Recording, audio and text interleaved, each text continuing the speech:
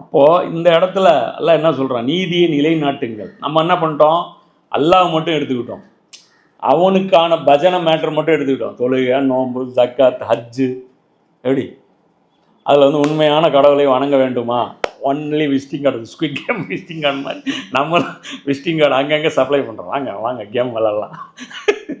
அந்த கேமில் போனீங்கன்னா நரகம், இந்த கேமில் வந்தீங்கன்னா சொர்க்கம். பப்ஜி அப்படி அந்த ப்ளூ அட்டவுன்னு ரெட் அட்டவுன்னு வச்சுட்டு அங்கங்கே ஆள் சேர்க்குற அந்த ஸ்டால்ஸ் வந்து நீங்கள் பார்த்துருக்கலாம். எல்லா இடத்துலையும் அந்த ரெப்பு வந்து சுற்றிட்டு இருப்பார், அந்த மாதிரி எல்லா இடத்துலையும் நீங்கள் சுற்றிட்டு இருப்பாங்க.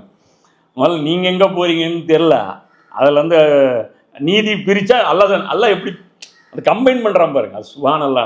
நிசாலையும் வந்து கொண்டு வரான், இங்கேயும் கொண்டு வரான். அங்கே ஒரு செக்கு, இங்கே ஒரு செக்கு, இங்கே ரெண்டும் மிக்ஸு, இது ரெண்டும் மிக்ஸு.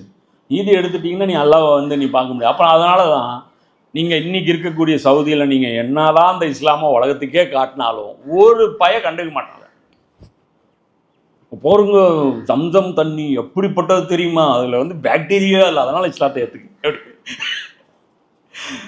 கிணறு வந்து வந்துருச்சு அப்படின்னு விடுங்க, ஒன்றும் பிரச்சனை இல்லைங்க.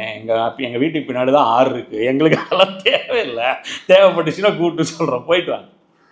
என்ன அப்படி வந்து நீங்கள் அல்லாஹ் வந்து நீங்கள் அன்றே சொன்னது குரான், அதனால் நம்பணுமா? 1400 வருஷத்துக்கு முன்னாடியே சொன்னார். ஆனால் சர்டிஃபிகேட்னா கொடுக்குறோம், பரவாயில்லப்பா, அவன் ப்ரொடக்ஷன் அருமையாக இருக்குப்பா, வேணால் கலீலியோடைய அந்த சாதனைக்கு பதிலாக வேணால் உங்கள் சாதனையை வந்து நாங்கள் எழுதிக்கிறோம். முதலில் பூமி உருண்டை என்று கண்டுபிடித்தவர் முகமது ஸல்லல்லாஹு அலைஹி வஸல்லம் எழுதுங்க. முதலில் விண்வெளி பயணம் மேற்கொண்ட எல்லாம் அந்த சிறப்பில் எழுதிக்கங்க. ஆனால் உங்களை ஏன் ஃபாலோ பண்ண, அதை சொல்லு. உங்களை ஏன் ஃபாலோ பண்ணணும், உங்கள்கிட்ட என்ன இருக்குது, ஏன் உங்கள் இதில் நாங்கள் சேரணும், அதுக்கு பதில் சொல்லு. ஒன்றும் இல்லை, நாங்கள் தான் வந்து அதுக்கு வந்து இவங்க என்ன பண்ணுறாங்க, இவங்க கவுண்டர் இவங்க வச்சுருக்காங்க, புஷ்பக விமானம் இருக்குது, அது இருக்குது. அப்போ அடிச்சுக்கு எது பெருசுன்னு அடிச்சுக்காட்டு, டம்மு டம்மு டம்முன்னு 2 பேர் கத்துறாங்க, ஒரு பிரயோஜனமும் இல்லை.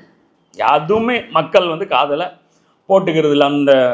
அந்த உலகத்தை வந்து உற்று நோக்கிறாங்க பாருங்க, அந்த ஒரு அக்கறையோடு பார்க்கக்கூடியவங்க இருக்காங்களே, அவங்க மத்தியில் நம்ம வந்து ஒரு செல்லா காசு, அதனால் நம்மளை கேர் பண்ணவே மாட்டேன். நீதியை நிலைநாட்டுங்கள் நல்லா சொல்லும்போது, நீதின்னு ஒன்று இருக்கும்போது அநீதின்னு ஒன்று இருக்கும். அப்போ அது என்னான்னு கண்டுபிடிக்கும். அநீதின்னு ஒன்று இருக்கும்போது அநீதி செய்கிறவன்னு ஒரு கூட்டம் இருக்குது, புரியுதா? இப்போ அந்த கூட்டம் கோச்சிக்கும்.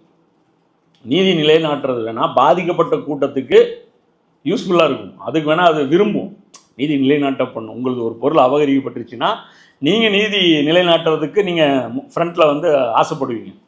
அபகரித்தவன் என்ன சொல்லுவான், இந்த என் கேஸ் வந்து வந்துடவே கூடாது, நம்பர் வந்து கோர்ட்டில் வந்து ஆயிடவே கூடாது, வாய்தா வாங்கிட்டே இருக்கும். அப்போ அதனால் வந்து அவன் என்ன பண்ணுவான், நீதி வந்து நிலைநாட்டப்பட்டுறக்கூடாது அப்படின்னு போயிடும். அப்போது அப்படி ஒரு கூட்டம் இங்கே இருக்கும்போது இன்றைக்கி நம்ம எடுத்த ரூட் என்ன, அநீதியை பற்றி பேசினா அநீதி இழைப்பவர்களுக்கு கோபம் வரும்.